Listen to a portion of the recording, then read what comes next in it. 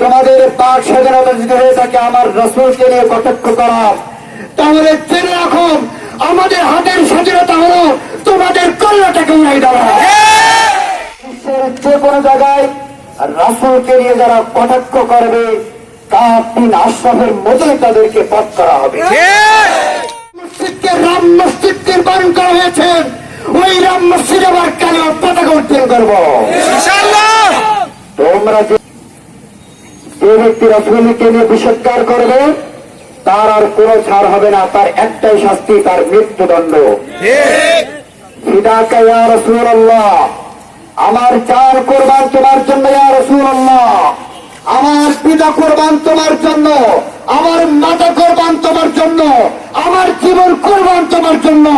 আমার জীবনের সাথে গাদ্দারি করলে আমি ছাড়ি না, সেখানে আমার রাসূলকে নিয়ে কটাক্ষ করবে, আমি কোনোভাবেই বসে থাকতে পারি না।